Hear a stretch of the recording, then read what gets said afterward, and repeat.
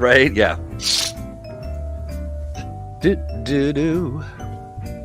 You and your player characters made a pact with Eldritch forces? The attorneys at Kenson and Thomas Law Offices will help you get out of any contract you've made with a fiendish entity. And here we are, friends. It is that time again. Your favorite Monday activity, Mumamo. Mm-hmm. In the chat, we've got That's a Wrap Studios says howdy. Howdy. Raymond Segman says that is enough evil for me. I like that. This theme music is enough evil for me. Yeah, no joke. Absolutely. Well, speaking of Eldritch horrors, look who it is, friends. Hello. Where are you? Oops, you're coming. Oh, there you are. Right? Hi, guys. See, that was perfect Hi. opportunity for a jump scare. It really was. It really was. Turn that music on down. Okay, well, so we've got chat is a hoppin'. Gene's here. Sean's here. Hi, Sean. Hi, Gene. Rebel Moose says, ooh, this will be a good topic. And that's Rep Studio says, Richard Nixon? Squire says, hey, to be specific. Of course, friends, you know me. I'm your only friend, the disembodied voice of Troy. And we've got Alex Thomas and Steve Kenson. Hi, guys. Hi, Oh. everybody.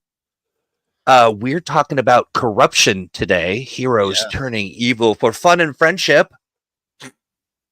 Which is our way of saying it's fun to be evil, but don't be mean. Like, don't be like, you want to be like, it's about your hero, not your character. We talked about that, or your player rather. And there's some other probably safeguards and things going on. But when you think of corruption, gentlemen, what do you immediately what's your go-to corruption move? Well, corruption is a huge part of comic book stories. I mean, it's all over the place, from the great to the terrible. There's Jean Grey and the Dark Phoenix Force. There's Michael Morbius at your service. Sure. There's Raven and the Teen Titans. Mm-hmm. The classic, sort of any character who is, son of Satan from the 70s Marvel comics. Sure. Or, Oh, I think of Ilyana. Yep. Yeah. Magic. The X-Men, great example. Hellboy. Yep. Lots of characters in the comics who are heroes fight against some sort of inherent evil or temptation or corruption from their origin or background. Hanover Fest says, selfishness is our natural state. Do-goodery is the corruption. Evil is natural. Fight the power. Good luck against big evil, or big good, big virtuous. Right. Yeah. Gene says, heroes must also have flaws like bias against other groups. Yeah, which is what I love about Mutants and Masterminds when you think about like the complication mechanism. Could that be? What was that? Say that again. The complication system is definitely a key element for playing out that kind of story in Mutants and Masterminds. Yeah. So I guess that's interesting. So we're talking not just about sort of the temporary affliction, but also maybe a long-term struggle with the dark side. Interesting. Oh, yeah. Okay. Indeed. Dominic says, hey, recently picked up the Doom that came to San Francisco. Real good stuff. Yeah, that is great stuff. Yeah, it is indeed. I encourage folks to check out the Arcane Secrets duology. They're a really fun pair of novels. Oh, yeah. Now, Claude says, oh, you know what? I wonder. Claude says, very concerned about the graphic that said players turning evil. Heroes turning evil, not players. We had that discussion behind the scenes. We did indeed. Indeed. One common thing that we often have to put in our writer's guidelines for folks who are writing for role-playing games is that players roll dice and characters do things and take damage. And if you're doing it the other way around, you are running a very different kind of game. Right. And that's an important distinction as part of how we do this safely and for the enjoyment of all around the table. Other kind of thoughts as to how to package this up or approach it with the table so that you're not ruining anybody else's fun? Yeah, this is definitely something that you need to talk about at the beginning of your campaign, because the corruption story is probably going to be very prominent for one of the characters. Right. Or multiple if it's a corruption that affects everybody. But typically it's going to be one character's issue. Yeah. And you want to make sure it's not going to be something that's going to make everybody uncomfortable. You want to make sure it's not something that's going to take a lot of the spotlight from everybody else, because it does have a tendency of being a very interesting story. But you want to make sure that everybody has an interesting story, not just the one character who has this corruption element. Right. And When a player like proposes that type of character at the beginning of your campaign, that's definitely a session zero conversation to be had. Is, is that a story you want to do in your campaign? How do you want to approach it? How do you want to do it in such a fashion that all the players are on board with it? Yeah, absolutely. And oftentimes I think those situations can lead to hogging the camera. You know what I mean? Like Mhm. sticking to the microphone longer than you ought to, and finding that balance I think is important. Dominic says I had my character get taken by an echo of Megastar last year. That was really a good black symbiote suit Mhm. Spider-Man story arc for him. Yeah, that's interesting, fun. Yeah, absolutely. And just like all character subplots, characters should get, sort of their rotating time in the spotlight. Mhm. And, you're going to focus on different character subplots and different adventures. And you want to make sure that everybody gets their chance. But no one subplot is going to be completely dominating the campaign. Right, that's a rap talks about what if there's a 50s rock star hero that gets more metal and evil as the game goes on, going through all the different eras of rock. I just Oh, love that the end state of that character is Jack Black, and he right. ultimately becomes awesome. And then right becomes all the way around to good again. I love it. Yeah. Oh yeah, yeah. So Tempo says irredeemable is basically what happens when Superman becomes evil and is also blonde. It's really And dark. written by somebody who can't stand superheroes. Right.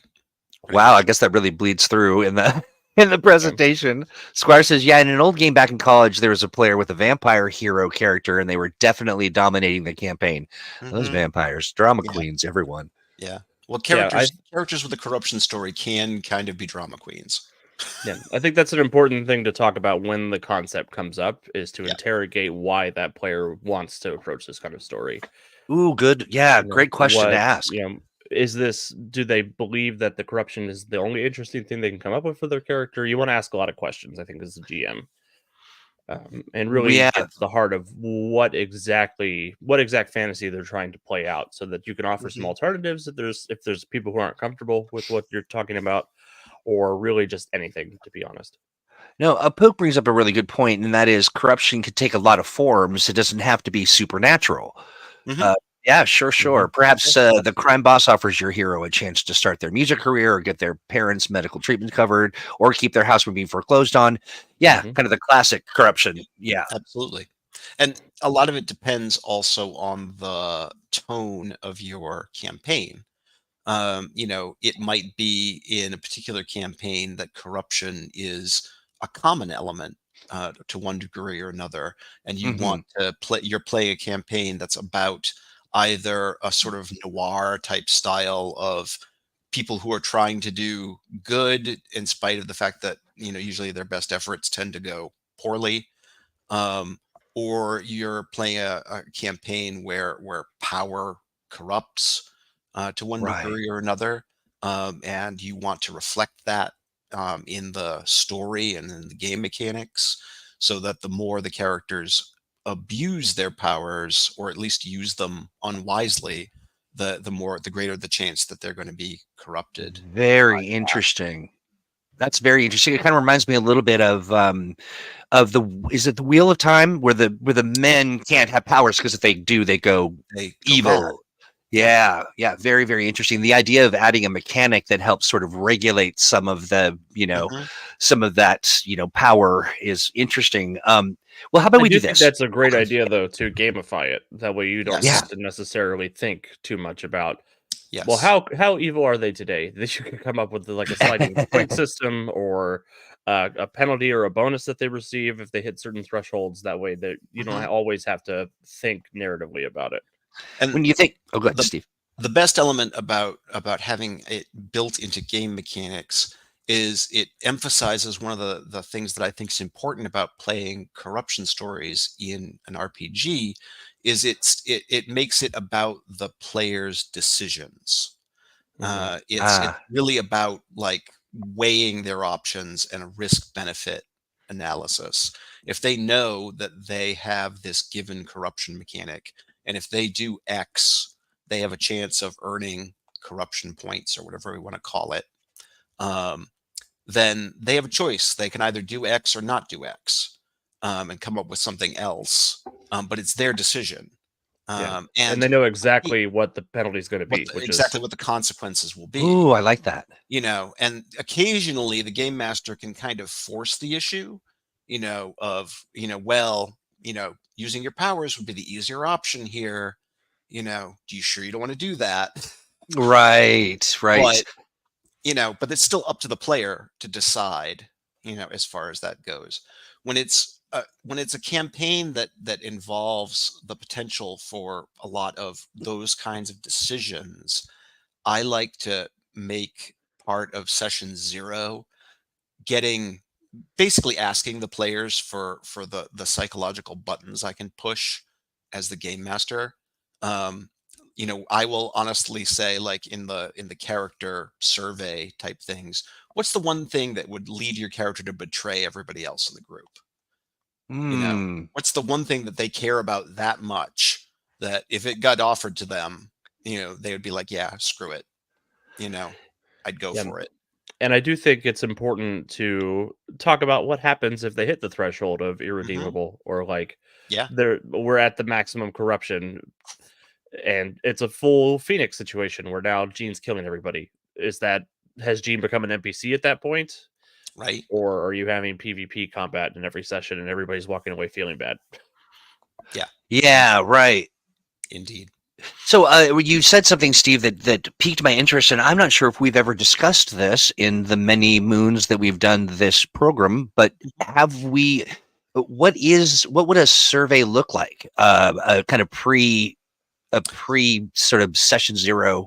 It's basically, for me anyway, it's basically just a form the players fill out. Yeah. And I usually have some standard questions that are just things that I like to know about characters, just their basic backgrounds and sort of key, important facts. But other questions will vary depending on the style of the campaign and the sorts of things that I want to bring up. I commonly will ask things like, what's your character's greatest fear? Because that's a common superpower trope that happens all the time. Yeah. Or, what is your character's greatest goal? What's the thing? And sometimes it's just things that are intended to be thought-provoking questions, like what's the thing that your character thinks about themselves that everybody else doesn't think is true? Or how does your character think other people see them? Interesting. Those kinds of things. I'm wondering if we can shift gears a little bit and talk about this from the perspective of you're a player playing that corruption, from the what you should probably watch out for, and then how to kind of deliver on that. What do you guys think? Yeah, I think it takes very intentional thought when you want to play this kind of character. You want to, you definitely sort of want to do aftercare after each session. You want to ask your fellow players, was that too much? Can I do a temperature check with everybody? Do you need more or less? Is this, just checking in and making sure everybody's still having a good time, and being mindful of how much story focus you're pulling. Yeah, I agree with that. Yeah, that makes a lot of sense. And so as you are, kind of performing this role, what are some ways to deliver on that story without being too much or obnoxious? I think one thing is to try as much as you can to involve the other players in that element of the character's story. And you can just talk to the other players and say, hey, one element of my character's, corruption, or my character's complications is my character's, vampire bloodlust. And sometimes that is going to be a challenge for my character to try and get that under control. And that's going to be where I want the other player characters to like step in and either like talk my character down, or maybe this is where the really strong guy needs to restrain my character. However Right. however it is they're going to approach it, depending on their relationships.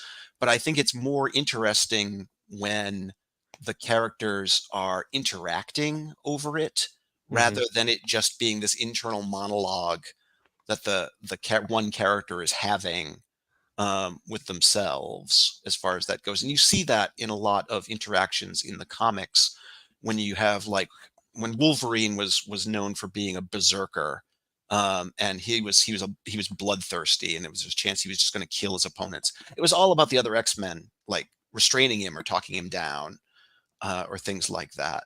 When Raven was fighting with her dark side, it was so often about the other members of the Titans helping be an anchor for her, and calming her or guiding her in regaining control of herself.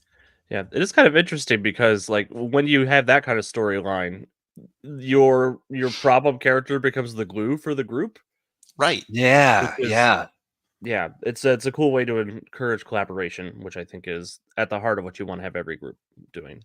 Yeah. Agreed. I'm thinking as well, as the player who is acting out this role, if you have the mindset of this is a way to amplify what other people are able to do in the storyline and really showcase that, what a fun exchange that might be to kind of build up over time, and the complications of the person who can talk you out of the fog, or turn you from not the Hulk into Bruce Banner because you're calm, Yeah. that kind of thing.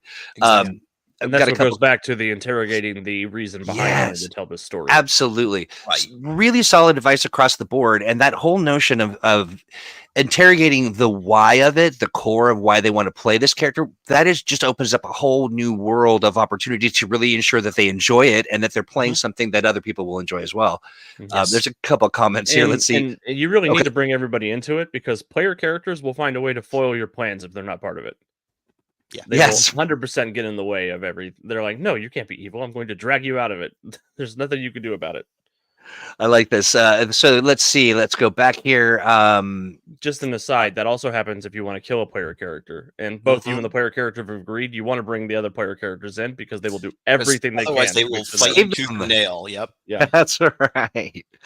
Let's see. Tempo says, would there be a corruption track to see how far before your hero falls, like Chaos on the Dark Side from Warhammer and There Star Wars, absolutely respectively? can be. In fact, we posted an update of a second edition system for that on the Patreon. That is one of our omniversal variants. That's basically a system that you can use to track whatever you want to call it, corruption or mutation or anything like that. That's sort of a gradual change in the character. Yeah, Bad there's vibes points. Yeah, bad vibes points, exactly. Right. Cranky points. There's some great recommendations about corruption mechanics. Claude brings up Trinity Continuum Aberrant. Let's see, Dragon Age and Blue Rose also have Darkspawn, Taint, and Shadow, respectively, which are also good takes on corruption. But how would you translate that to Mutants and Masterminds? That aforementioned system actually basically does that.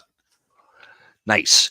I love when we borrow stuff from Age games. I think there's a lot of cool things that we do with that. So such a good toolbox for sure. Gene says, like no saving an unlikable character, but never does any crimes. Okay, sure. Alex's Star Haven campaign is a great example of corruption. Alex, you want to talk a little more about that? Yeah. It's a great example of a player character who had a goal for their corruption and wanted to bring everybody in on it. One of the Moon twins, one of the twins from Farside City, she was obsessed with reclaiming the Moonstone in order to depose her aunt, Lady Lunar, who is now the dictator of the moon. And Calvin, the player who played her, really did an excellent job of gradually tuning into the I will do worse and worse things to try to get the Moonstone back.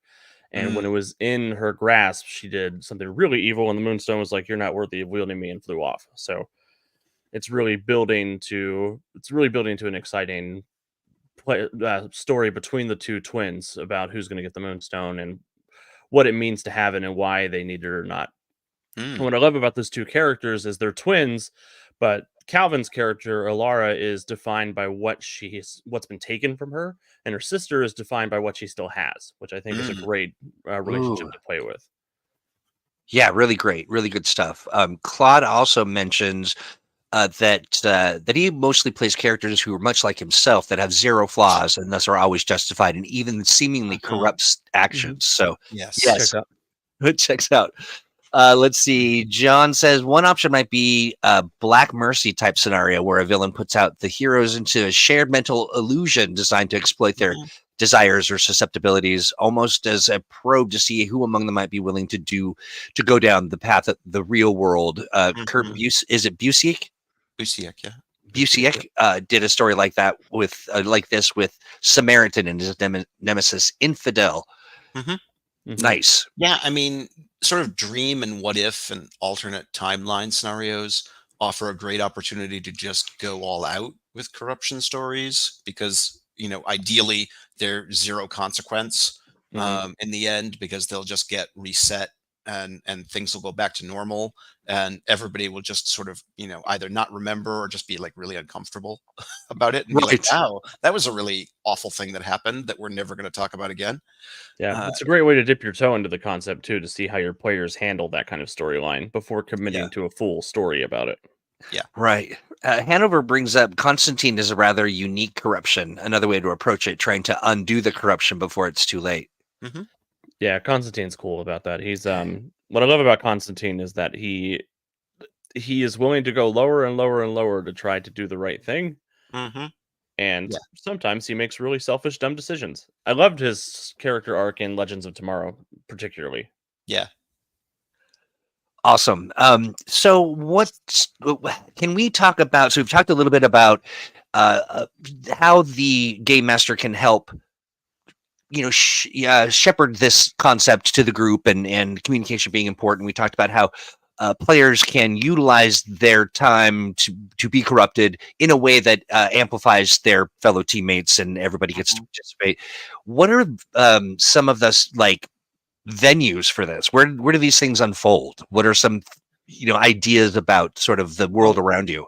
I think Alex points out a really common trope that is something for game masters to consider is the character who essentially goes deeper and deeper into corruption in one form or another in order to do a good thing ultimately. Usually because they want to fix a mistake or undo something they did in the past. But basically, they're willing ultimately to sacrifice themselves in order to do that. Even if Mhm. it means, I will study, the worst black magic there is, or, utilize the tools of my enemy Yeah. in order to, fix this thing that I did wrong. I made a mistake and I'm going to see it put right no matter what it costs me, basically. Yeah, and what I love about that is so often the characters are willing to sacrifice themselves, but they never think about how they're going to be sacrificing a bunch of other people as well. Right, along the way. Yeah. Uh, this is interesting. That's a Rap Studio says, what about a character who acts the exact same morally upstanding character who doesn't act any differently despite the more and more screwed up things that happen? So from my mindset, it's sort of that I'm innocent by intent, Mhm. but the outcome is disastrous. That's a very interesting idea. It can be really hard to play the well-intentioned character who doesn't see the effects of their actions Mhm. unless the other players are 100% in on it. And Yeah. that's the kind of story you want to run because, like Alex says, it's one of those things that unless everybody's bought into it, the other players will be like, "Don't you see what's going on?" They will like tie the character to a chair until they Right. get Interrogate them. Yeah. what they're doing is wrong. I mean, there will be no way for the character to stay ignorant for more than like 10 minutes. Yeah. Right. Yeah. Good. Whoa, whoa, dude, you can't do that. What And are then you doing? Yeah, well, look dog at the pile. yeah, right, yeah. Yes, that's a rep says. I mean, like directly sees the action, just doesn't care. Yeah, Sure, same thing. The got the it. the other players will call them on it like right away. Mhm. At least if they're anything like every gamer I've ever played with. Right. Yeah. Now, interestingly enough, I think too about a storyline where corruption's introduced as and not necessarily impacting the heroes. As part of the encounter, but corruption. Then they run into the young psychic who's terrorizing the city at night because they're having nightmares or all that kind of good stuff. What are some of the scenarios we can play around with in that respect? That's like corruption by proxy, which is really interesting. It's Yeah. that's a way to talk to your players about what does your character really feel about the situation that's unfolding, and is there a way for us to subconsciously have an impact on the world? So then that's a way to clue the other characters in that there's something wrong with the character who's going through this. If it's not something they've been talking about, like if the psychic character starts giving everybody night terrors, why? Mhm. They'll Right. usually want to have that conversation. Yeah. And in what way did those, night terrors and visions hint at the deeper issue? What were the visions? Yeah, exactly. What did you? Yeah. I like that a lot. Yeah, Gen V did a really good job with that, where the psychic character, everybody got trapped in her brain and had to deal with sort of all of the different things that she was feeling guilty about. I think that I remember a X-Men or New Mutants along the same lines, but it was Professor X's son. Mm-hmm. And Yeah. everyone was kind of trapped in. Yeah, that's very interesting. Clutch says, I like the idea of a hero who's fighting to get out of the corruption he started, like a hero who bought his powers from a bad guy and has to do favors for them until that debt is paid off. Mm-hmm. Mm-hmm. I like that. Also could serve as a very interesting backstory, for Yeah. why your character is so good because of all the bad things that they were responsible for against their will. Yep. Oh yeah, interesting. I think Carrie would work well as an example. Yeah, Yeah. sure. Classic, repressed adolescent psychic story. Yeah, and doesn't realize the damage that she's doing because of Yeah. the terrible upbringing that she had. Mm-hmm. Apuk says Young Justice did an incredible version of this, and then They did. the next few episodes were them in therapy dealing with what happened. Yeah, I bet. Yep. That's very fascinating. It is kind of fun too to show that different facet of it's not all hero-ness, but there's some complications. Yeah, just time jump from the '90s, beating information out of a Pepe is just the way things get done. Okay. Young Justice therapy episodes. I got to check that out. That sounds really. Yeah. I like that. Yeah, One of the bits I love in Young Justice is they made Black Canary a therapist. Mm-hmm. I love that. A therapist who will punch you. Yeah, right. Who's also a martial arts master, but Let's see here. Couple other comments. Oh, Steve Pook says, does Steve have a new mic tonight? He sounds great. oh, good. I'm glad to hear it. It's not that new, but I'm glad it's working for you. Yes, yeah, absolutely. Okay, so John says another scenario to consider is taking PC heroes to the brink and then showing them the consequences of NPC heroes and villains who did succumb in the third-party halt evildoer setting. There was an example of the unwritten rules being disregarded disastrously. Yeah, very interesting. I think that's a great way to play into the heroes must transgress for the corruption to be a thing. Like they have to choose to do it. Mm-hmm. Seeing the effects of somebody else's decision will make them think before they do it. Got you. Get your heroes a Doc Samson or a Black Canary event too. Yeah, for sure.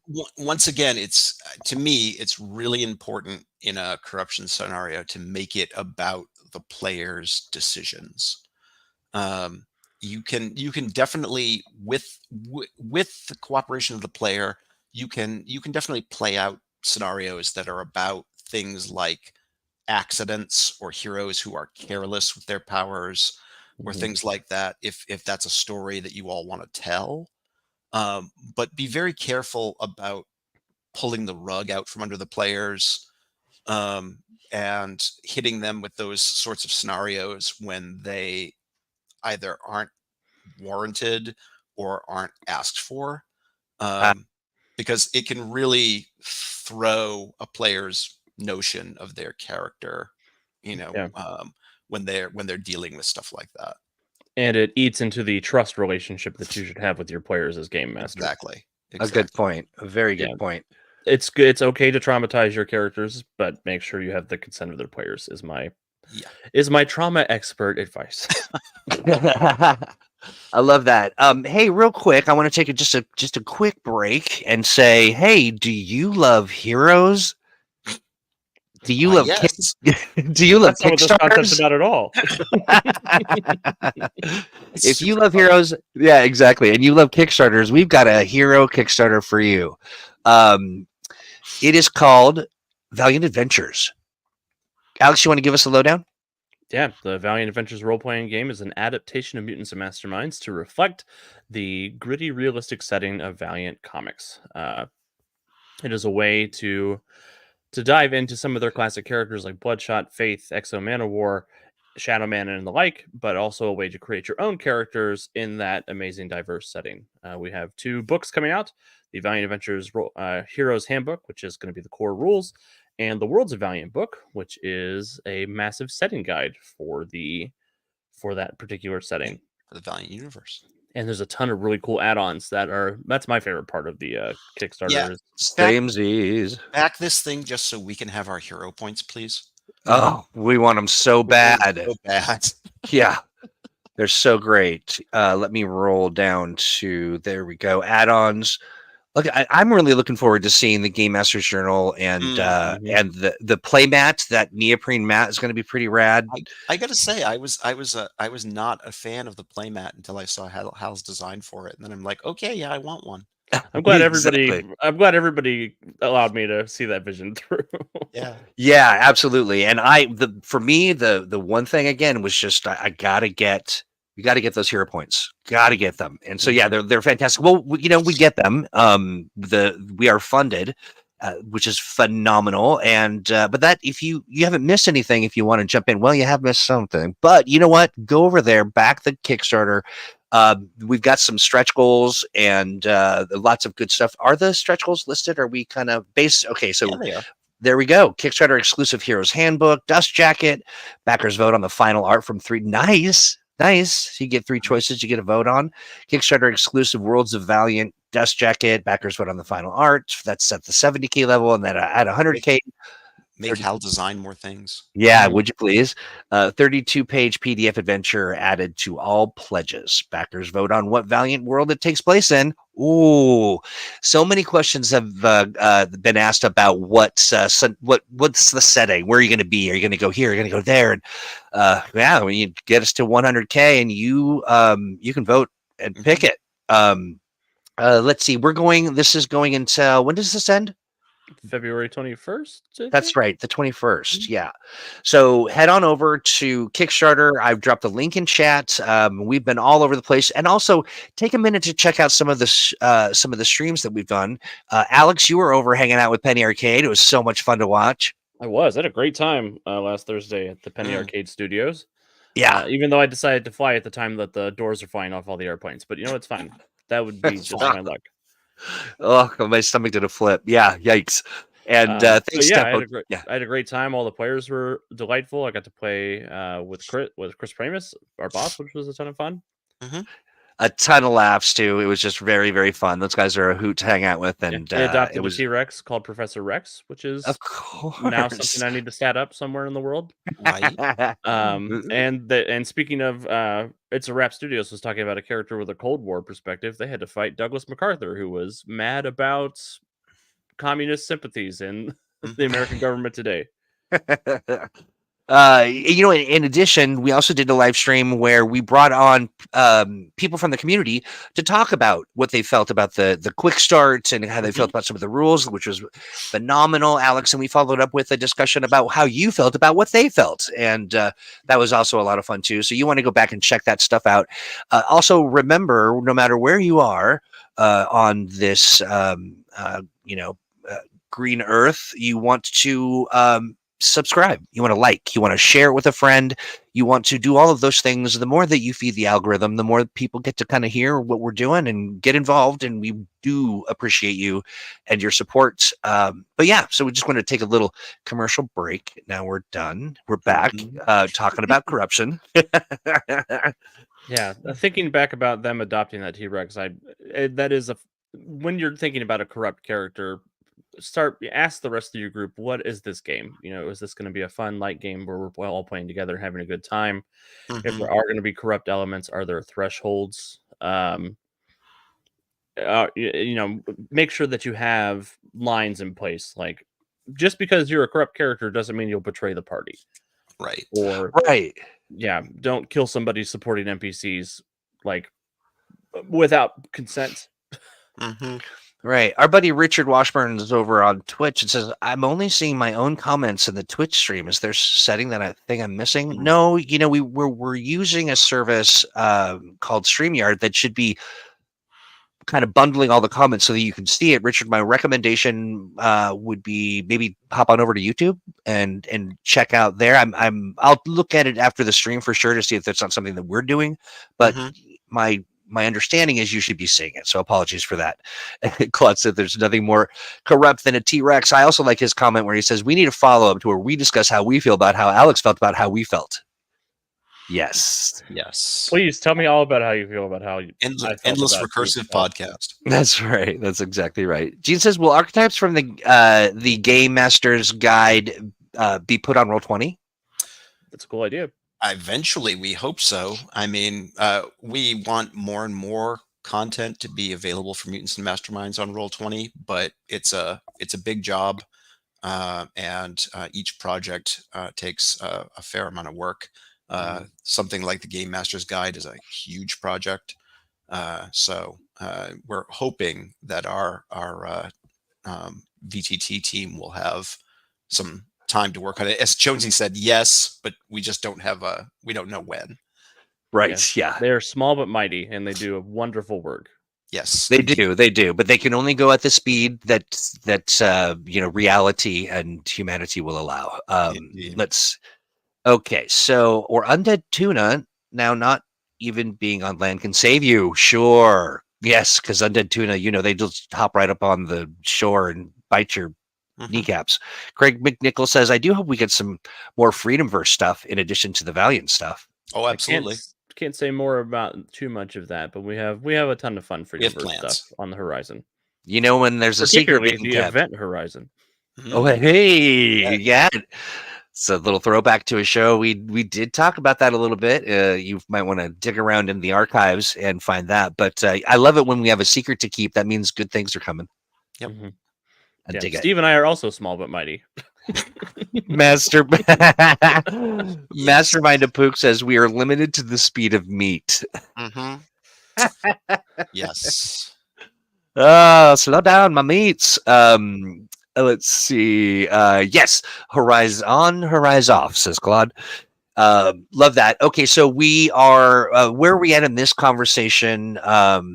We've talked about the GM, we talked about the player, we've talked about the setting. Is there more to be unpacked around setting stuff?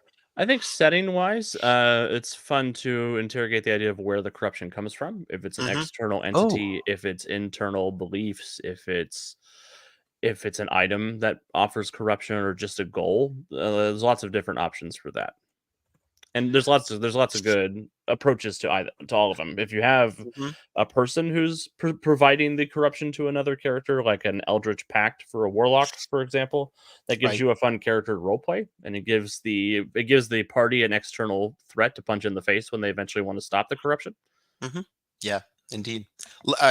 Somebody mentioned a ways back, the notion of a hero whose powers basically come from something like, an infernal deal or the like. You could very easily play, a sort of a superhero version of a D&D warlock, who's basically somebody who made a deal with a character like Mr. Infamy from Earth Prime to be the superhero they always wanted to be. But now, little favors get called in every once in a while, and it starts small. But every once in a while, their patron is like, I just want you to do this little thing for me. You're not going to hurt anybody. It's no big deal. Just take care of this small thing. But then eventually it's like every 3 months, steal a baby from the ICU. It becomes more and more things, and the character gets the question of how far they're going to go, and more importantly, when it starts to unravel how much are they going to lie about it? Yeah. GM Jones brings up Spawn as a good example. Mhm. Let's see, Gene Bison from Sly Cooper, an 1800s trapper who was the representation of manifest destiny, but is now seen as an eco-terrorist in the early 2000s. That's the Mm. RPG I want to make. I want to make a Sly Cooper RPG. I love Sly Love Cooper it. so much. That is awesome. I was also thinking about, so when we talk about a venue and location and Mhm. how to build that, what are some of the things that we've released in the past that would suit as a snap-on kind of like it's the bad diner or it's the, like Welcome to Flesh Pit National Park. Mhm. right. Right. Well, I think it depends a lot on the different aspects of the setting. Like if you look at Oath of Yeah. Time, you've got characters like Mr. Infamy and Hades, who are very definitely sort of soul deal makers, who are definitely out to corrupt people in their own different ways. I don't know about Uh, definitely with Hades. I think Hades so, is probably misrepresented there. mhm. Listen to him.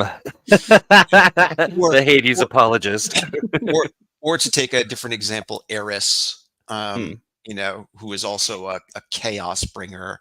Um, those are certainly examples of characters in the more sort of super four color superhero parts of the world, who are corruptors of one form or another. But you look at some of the like shadowy figures in Emerald City, characters like Koschai the Deathless, who is a psychic crime lord, Mhm. clearly a corruptor, if ever there were one. And a lot of the other sort of psychic villains in Emerald City have a lot of corruption potential. I mean, Telex, you know, just from Megastar's experience alone, clearly has the potential to be a corruptor in certain ways. And But I think there, that's an important thing is that all corruption doesn't have to come from a magical source. no, not at all. Yeah. I think, to definitely to kind of earlier points made in chat that doesn't always have to be that. Yeah. Mhm. This is interesting. So Gene mentions villain whose powers are stronger against corrupted people than the good ones. Mhm. Rana Pat says, has either Mr. Negative from Spider-Man or even the Axis storyline from Marvel been brought up? Not that I'm aware. No, And huh? those are also good examples. Yeah, I keep coming back to thinking about the Black Cat and the powers Mhm. that create, bad luck for people around her, which is kind of an Mhm. interesting curse, or an affliction of some sort. Yep. And Yeah. ironically, the Black Cat is an example of a character who bargained with a crime lord to get her powers Right. That's and right. owes him a big favor. I love it. I love it. Okay, so we've talked a lot. We've kind of talked around a bunch of facets of this conversation. Have we missed any sort of like kind of words to the wise or sort of warnings about sort of how to manage this stuff or how to kind of keep your finger on it? We've touched on that a little bit, but any kind of thoughts in the last 15 minutes of the show, sort of how to avoid trouble Well, when? I think one thing to keep in mind, and I think Alex's point about having very clear lines is important. Um, I think the other thing when you're dealing with, especially anything that's approaching those lines or any kind of really emotionally charged gameplay, is be willing to put things on pause if there's a concern, and to say, hey, just like timeout. Um, I'm a little concerned about where this is going. Do we really want to go there? Yeah. Is everybody cool about this? Does anybody feel uncomfortable? That's okay. There's nothing wrong with your game isn't on a timer. If you need to stop for a few minutes just to check in with everybody and then resume gameplay exactly where you were, you can do that. And I think that's often better to do in the moment than end up after the game with a bunch of people being like, wow, that was really uncomfortable and I don't Right. know if I like that went. Claude mentions the watch for bleed over. Don't get for real mad at your pal for playing a jerk. Yes, But especially talk about it if you emotions are running high. exactly, and talk about it if you're feeling that way. It's okay to say I'm mad right now, and I don't exactly know why. Can we talk about it? Like that's important. Yeah. Yeah, just Let's. communicate. I mean, you're all there to have a good time. It's a game we're playing at the end of the day. Right. It is intended to be fun. Yeah, and to Ramna Pat, to your point, a certain amount of this absolutely has to be above the table, and the players all need to buy in. Yeah, I mean, I think folks may mistake that I'm going to hide a secret evil. It needs to be fun for the player, and having that conversation, you can absolutely have that kind of fun without it necessarily being a surprise. It does.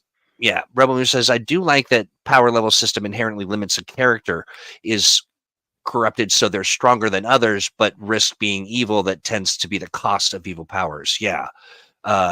It forces the corruption to be a story element, character flaw, rather than something that becomes a background trait.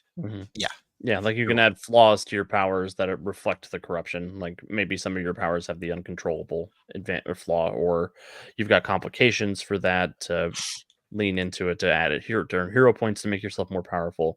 There are game mechanics to do it rather than just making somebody a higher level because they took the dark side. Yeah, and so folks should be afraid to kind of enter or it's kind of add this element to playing, so long as they're communicating and everyone's aware and kind of understands, and then let the fun happen. There's a couple questions. One from Jonesy, who says, "What is your favorite corrupting item in the Freedom Verse?" Gravy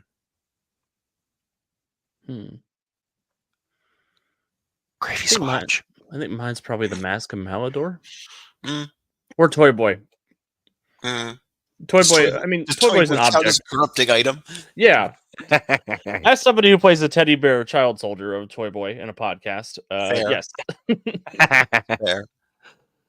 Nice. Okay, that's good. Steve, did you have one, or are you? Well, if it's items, then I think I always liked the serpent scepter. That was one of the sort of occult eldritch items of the serpent people, and was this like corrupting Atlantean artifact that showed up from time to time. But my favorite corrupting influence is definitely Mr. Infamy. He's just way too much fun as a character. What is his corrupt? I'm not familiar with him. Mr. Infamy is basically just an evil wish granter. Okay. He's the embodiment of the devil's bargain, who just goes around granting people's worst impulses. But of course, everybody ends up regretting, making deals with him. Got you. Sort of an Alex Thomas sort of character, right? Yeah, one might say. Yeah. Yeah, it's something like that. I think, and I do think that Mr. Infamy brings up an idea that we haven't talked about yet that I think is important. Is if the corruption is just something you're interested in as the GM, don't be surprised if the players aren't interested. Right. Like I've had Mr. Infamy pop up a couple of times to offer deals, and they're like, "No, you're the devil. Go away." Right. Absolutely not. Never. Even no matter how tempting the offer was, they were like, "That's not what I'm into as a player character, so I don't want it." How many times do you push on that before you go, "Okay, all right, they're not biting"? If they don't bite at all in the first time, it's not worth trying again. Why? Yeah. So why try? That's why keep trying to kind of surprise them with that. I like that a lot. Claude hashtag Mr. Infamous did nothing wrong. That's awesome. That's great. Alex, were you going to say something? Sorry. No, I was just I just like this topic. It's a good topic. Yeah, it's a great topic. It's a lot of fun, and I'm wondering too if you had advice for, let's say you're a player who is engaging with somebody who, like, you're dealing with the corrupted. What are some ideas or thoughts that we might have to kind of help them, shepherd this discussion or the theme in a way that doesn't explode mightily on impact? Remember that they're your friend first and the evil player character next. And understand when you're approaching this kind of story element, it's very different than when engaging with it in just straight fiction that's not interactive. look at stories that feature this kinds of elements and see where your character can fit in as a side character in that. Like, are you the rock for this character? Are you the one who keeps agitating them despite them being the Raphael of your group? Just sort of in that wheelhouse. Yeah. I love this. Ranma Pot mentions, I keep calling you Ranma Pot. Ranma Pat says, I don't even know if that's right. You really have to hit them with something like that at the lowest point. Nobody who is in a good place makes a warlock pact. That's interesting. It's generally true. Yeah.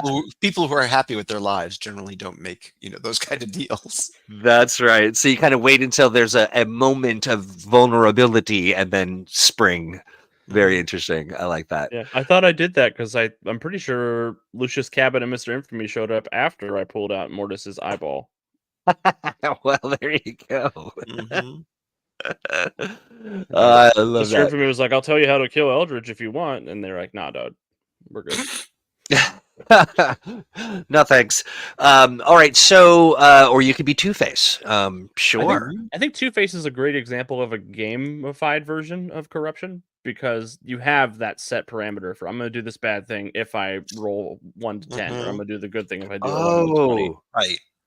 Very interesting. So that dice mechanic, yeah, I like that. So that dice mechanic is sort of is it Dr. Jekyll, is it Mr. Hyde kind of, you get to hand off some of the agency for making the bad decisions to something that's chance.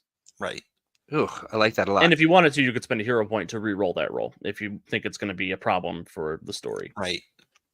Okay. All right. Well, so I think that we got about 10 minutes before the show is over. There's a couple things that I want to get done, some housekeeping before we do that. If there are any additional questions, do me a favor, chat and drop your questions, and we will endeavor to answer them. But here's one of the challenges: is I'm putting together sort of our YouTube experience. It's difficult at times to, a lot of people want reaction images, and so I need to just borrow your faces for just a moment and thinking about sort of reacting to stuff so I can take a screenshot of it and utilize it in some of our promo. So Chad, if you want to see a particular reaction from Steve and from what's your name again, Alex Thomas, yeah, right. Make it a recommendation. I'm gonna say, let's say, can I get like you are so angry someone just said something incredibly offensive. Okay, hold it. That's so good. I'm laughing too hard. I'm dropping my. I can't hold that. Darn it. Okay, try it one more time. Hang on. All right, go for it. Hold it. Got it. Okay, great. Okay. I can't watch myself do these. That's right. Look at the camera that you can't see yourself. That's the trick. Right? What if you saw somebody was just about to step into a giant hole they didn't know they're walking, and you see them and trying to warn them? What would you look like? That's so good. How about this? There's a request. Steve holding up a scolding finger. So good. Hold on. There we go. Okay, hold it. That's. I would have liked to know that we had a runway coming up. I know, right? Oh, hey, I like to keep it fresh. I like to keep it, funky. Let's see. Mastermind Pook says, I said good day to you, sir. Face. So good. That's a good one. Ranma Pat says, how about what is that smell? That has a very interesting it looks a little bit like your "what did Troy just say" face, which is something that that'll come in handy. As you will. Exactly. Well, what Troy doesn't know is his mist has a different smell when he makes strange choices. That's right. Let's see. Angry face Alex with smoke coming out of his ears for a thumbnail. We'll put this smoke in post. That'll be added in post. Yeah. But if you can give me your both of you, give me just outraged. Wow, that's so good. Alex is much better at that rage than I am. Yeah, I mean, Steve, you aren't somebody that I've often seen fly into a rage, but that looks sort of like a constipatory, distress. Yeah, yeah. That's more me. Clyde says this is now part of the last 10 minutes of every show. I like Courage the Cowardly Dog level panic as an option. Okay, we can do that. Let's do that. Ready? I don't even know what that looks like. I don't either. See, Alex has got it. That's so good. This is where Alex's skill as an actor comes in. Yeah, exactly. Oh, do we do this one as secretly evil? My plan is coming together face. Oh, that's the Yes. Good. Yes. Oh, that's right. Do that. We have a finger steeple. Okay, hold on. Let me get there we go. And good. excellent. Good. I need a cat. Where's my cat? Right? You need a cat. You do. A white Persian cat when you do that, but well, I don't know what to think of this suggestion, Claude, but Claude says Troy is within 5 feet of my personal bubble face. We're delighted by that. What do you mean? That's exactly right, and why wouldn't they be? Claude. We've got my publishing deadline is tomorrow face. That's just my regular face. I was gonna say I see that face a lot, I think. Let's see, and then why don't we wrap on this one? Tempo says try using a cat's expression.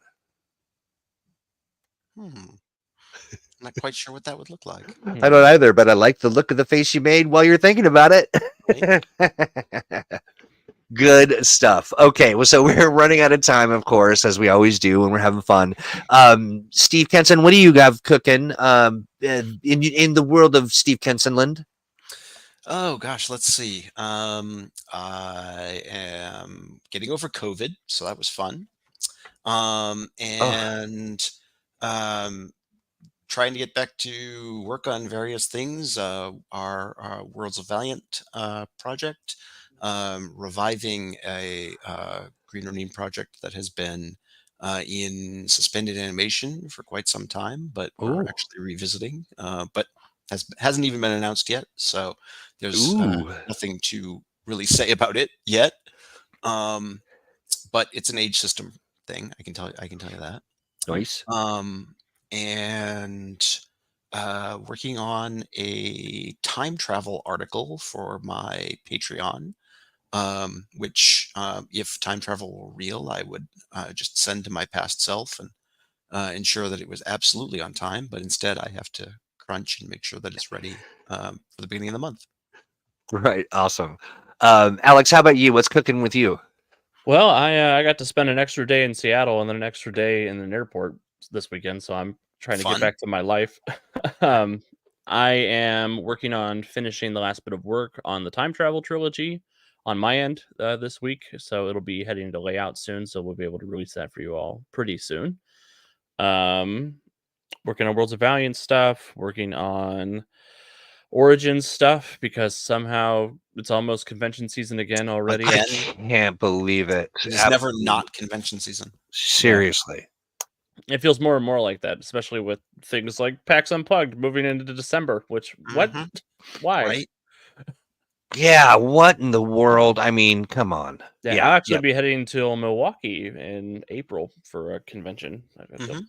But nice. That'll be a ton of fun. I do will be at a convention in April. Nice. Very nice. Yeah, we're making our convention plans. That's a good thing to remind folks. Hey, are you wanting to, or will you be running games at a convention this year? It'll be Mutants and Masterminds. Maybe you're doing something with Age. Do us a favor. Let us know.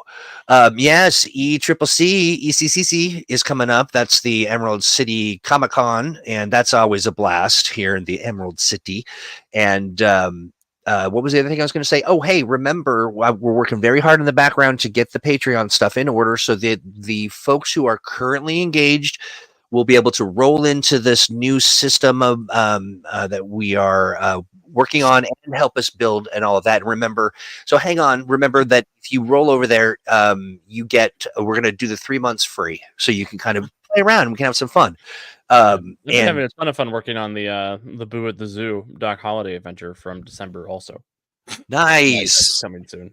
very nice. Yeah, and so yeah, have no fear. We'll be doing that very soon. It will open up a whole new world of not just Mutants Mastermind stuff, but Green Ronin at large, and also all of the things going on with the team. Like you're going to be able to really spend better time with Alex and Steve. They will be inviting you to their home for dinner, and it'll be really nice. So yeah, with that, gentlemen, any final words as we run from this corruption? I hope you captured the face I just made. Right? That's quality. I did in my heart. Hey, Chad, thank you so much for hanging out today. Great conversation as per the usual. Alex, Steve, always a joy. We'll be back next Monday. Also, don't forget this coming Thursday, Age, where we sit down and talk about Age Creators Line stuff. A lot of really good things happening, and you should be there as part of it. So, yeah, we're here in the same spot, Thursdays, 2 p.m. We just kind of swap out some of the set and change our skin suits, and there we go. Yep. So, have a great rest of your week, everybody. Bye-bye. Take care, everybody. Bye, everybody.